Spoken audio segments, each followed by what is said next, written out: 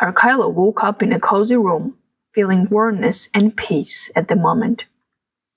Maybe as his mind was driving away, and the bed was too warm, he had forgotten where he was, where he had been, and what he had just seen. He woke up into the vast grandeur room with dim lights and pleasant scent. He felt someone coming close to him as he saw the figure of the queen taking shape. "Where's my sword, my dagada?" he asked immediately in almost a scream, as if he instantly remembered of it. "It's right here, next to you," she replied as she sat on the bed. Archilo put his head up to see his most loyal friend lying on the pillow beside him. "Why are you asking it in the first place? A warrior thing?" "A habit. He's my most loyal friend. Friends usually ask about each other as they wake up after a battle. It's what we had just some time ago." She put her hand on him over a blanket and asked directly, "Archilo, what did you see?" "I haven't had long visions for a very long time. And it was the longest, the sharpest, and the clearest one. It looked like a gathering of four who were some kind of rulers or the seers. One was the prophet for sure. He was the oldest one and was addressed as the Grandmaster or the Magistros. He foresaw the destruction of the world if another three prepared the earth for the return of the gods. But the prophecy didn't scare the most fearless proponent, Gregarius. He intended to prepare everything, his lands and nations, for their arrival, even though they were not ready. And after the destruction, he intended to resurrect everything into the new age. That's the plan." The woman looked at him with no emotion to express. "Hold on," she sighed. "You are telling me you were at the secret gathering of four ruler prophets who were planning to end the world? You don't even know if you saw a vision from the past or a historical convention. It looked like a cult gathering or something similar. I only saw bare reflections of them, but I believe they are planning to bring the gods of destruction to the earth." The queen laughed. "Archilo," she shook her head. "Arrival of the gods? I'm sorry to remind you, but my people don't even believe in your gods. Don't forget that. Amongst the hundreds of nations, peoples, and creatures, everyone chooses to believe whatever they want to believe in. The thing is not the face and whether you believe in the name of a certain god or not. The main thing is the arrival of these exact creators on our lands, which itself is the end of the world. But I don't understand why, how, or for what aim. For the same reason you heard and said, to change the time and build anew." She stood up and walked. "Once I did it too. Either way, I wouldn't be able to ensure the peace and rule over my realm and people. You must sacrifice in order to be worthy and ready for the change." She went up to him. "Those skulls in the entrance before my lands, they are the heads of the people sacrificed in the name of merit of the stars and future peace.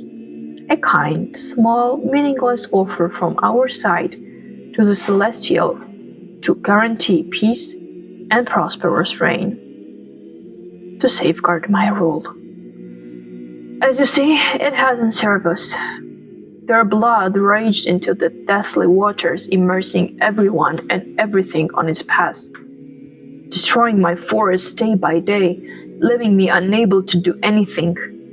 Those people inside the lake, some of them served as the prey at first. Since then, I had forbidden anyone from coming close to the lake. I don't know how your vision is linked to my lands and how can I use it to save my lands, but I'm sure I wasn't connected to you for nothing." She put her hand on his cheek. "Sleep now, Archilo. Rest well and regain your powers.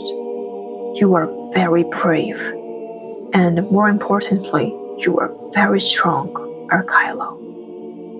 She caressed his cheek and left him alone to rest before the thunders they had to overcome. Archilo slept like a baby, or more precisely, like a dead. Either it was the effect of the drink he had taken before the lake incident, or he had been exhausted by the visions he had been constantly running, so often unlike previous, in his mind. Still, he woke up in peace. As he had long not slept in a bed and a quiet room, it had been a luxury to him. Moreover, he woke up with the presence of a strong intuition that he knew would not fail him. A whole day had passed until Archilo was permitted to meet the queen. He thought about the reasons and came up to believe certain things. The first and most obvious one was the queen, whose name he hadn't heard for the whole time, was absent during the day. Another thing was something about her that made her special, the queen of the realm. For one moment, he thought it was because of their blood and their sage line, which they shared accordingly. And there was another connection between the blood rituals and people sacrifice, and the queen being divinely perfect and, as supposed, powerful. Though something told Archilo that currently she was going through a phase of relative weakness or some type of illness, and his presence there was presumably explaining that. On this thought, Archilo drifted off from a deep meditative trance. "They are coming for our blood," he said, opening his eyes as the door behind him closed. "Explain," the voice of the queen was heard. "If they are planning to destroy our world, then they have to eliminate our blood in the first place. We are the first ones on the list. That's why the forest is dying. The process has already started," she said beside him, looking at him. I reconstructed some images from my visions. It was the Titan Hall, the building where the gathering was held. Even though I haven't seen anything apart from the shadows, I am sure it was the Titan Hall. I know it. I have the sense that I have been there. But those villains, no, they were not Titans. They are the usurped rulers, and they have been ruling as the fake heirs of the original Titan heritage. That's how they got the mandate and trust to rule. They have nothing common with the true creators. They don't have the right to sit in the great divine halls. I have heard enough," the queen uttered at last. "Archilo, just finish with what you are to do here and keep forward with your own path." He looked at her, stunned. "I am being locked here with no knowledge or freedom, and you are telling me to leave at earliest? Heal my wounds and leave this place. Do you understand what you are asking me? All I have asked for is peace. You are already part of it, whether you want it or not. Tonight will be held the Blood Moon Bath ritual. Pay your homage and leave like you have come." He could not believe her words. "All of us are standing on the brink of an end of the world. I have been blessed to see the future. I know what will happen. It has already started exactly at your place. I don't want to be intervened in this. I want to protect my kingdom and my people. By killing them?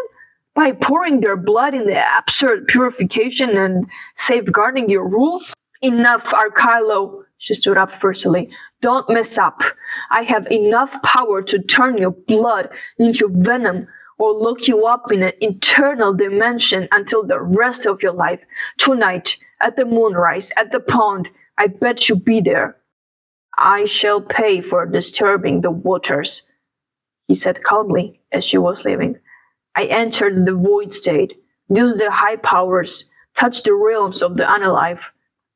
Well, I hope the price won't be too high." She threw out and closed the door behind her. The Blood Moon Bath Ritual. At the moonrise, Archilo was already at the appointed place. Up to 20 people were present. The queen came with her 2 loyal servants. She stood at the top of the lake. The silence was not disturbed, as everyone watched the moon taking its full shape and gradually diminishing its white color to blood red. Archilo watched as the big moon finally started to take the shade of red, and saw how the queen nodded in permission of something. He kept an eye and silence. Trixia, the bald warrior guardian, went to the small group of people standing together and selected one man. Now Archilo frowned his brows. She brought the man to the top of the pond, facing the queen. The queen dipped her 2 fingers into a bowl and carved some symbol on the forehead of the man that resembled a crescent. Archilo did not need much clue to understand that it was blood. He had an ill feeling now. The queen took up the dagger from the hand of the servant. Archilo stepped out and went straight to them just a second before she pushed the dagger right into the man's chest. Archilo stood in shock, with his eyes wide open. "This blood has been spilled tonight, at the divine blood moon night, in the name of our celestial star, Pleiadia. Take this honor and spare your blessings to us." The queen nearly screamed out these words. She stroked the man directly in his heart. His blood quickly streamed from his body as he opened his mouth for air and life. "No!" Archilo screamed and ran to them as she pushed the man into the pond. She stood, her eyes turned around as if she was in a trance. Archilo held himself back from falling into the waters. He was shocked, furious. "For God's sake, what have you done?" She opened her eyes and looked at him. "I could have saved him if you hadn't thrown him into the water. You tyrant, murderer, what have you done?" "I did what I was supposed to do. If you had stepped in, the ritual would not be done. This is the aim of the blood moon ritual. Can't you understand it won't help? You are just killing your people nonsensely. Archilo, use your sight to see his body in the water until it's fresh, and then you can leave. I do not wish to see you again." He stood in place, staring at her madly. "I do not participate in madness. You are going to kill your people. You will exterminate your whole tribe." He took a last glance at her and turned away, walking fast away from there. "Archilo, come back here. You are not finished. Finish the prophecy." He didn't slow a bit down. He passed the lake and was about to enter the valley as the earth shook violently. He froze in place. The earthquake hit so strongly he barely held himself firmly on his feet and ground. Suddenly the sky groaned out loud, and the air was cut with a blinding thunderbolt. He looked up with crystal purple eyes. The sky looked like it was cut in half. The earth was shaking less, but his feet were still vibrating on it. He looked back at the people. Some of them were still on the ground, some shouting, all with fear and terror on their faces. "Archilo, what do you think you are doing?" the queen screamed at him. As if he wanted to reply anything in his defense, the earth shook so strongly that it cut the ground in some places. The gray sky was put apart with another strong glow of thunder. He looked at the waters. They were shaking. They shook continuously, at the same speed as if it was preparing for the splash of flood.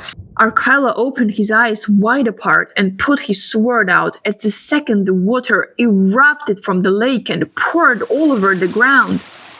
The chaos raged. Archilo stepped towards the people and stuck on place. What he saw in front of him was not just a maelstrom of some kind of, or just splashes of water. It had a shape, a direction, and a spirit. He froze in place and stared at the amount of water moving like a whole body. Now he understood. The water, as if it saw him, searched for him, now quickly aimed at his direction at full speed. Archilo held his sword tightly and stared at the stream coming towards him. Suddenly the earth shook violently, tenfold stronger than before, and he stumbled on his step. The last thing he saw was the water spirit crushing him with full speed and force, him going through the faces and bodies of all the dead and deceased of the lake, and falling somewhere down. Abruptly, Archilo in a matter of seconds was standing on the ground, a solid one, among the crowd in the middle of the battlefield. "Put your head down!" He heard a voice and instinctively, quickly obeyed. A sword flew right over his head, and the one holding it fell down with blood pouring from his stomach, from the strike he had taken from the man beside Archilo. "Oh, Archilo, you are right on time." A young, short-bearded man rejoiced at seeing him. "Long time no see. Hold your sword and dive into the battlefield."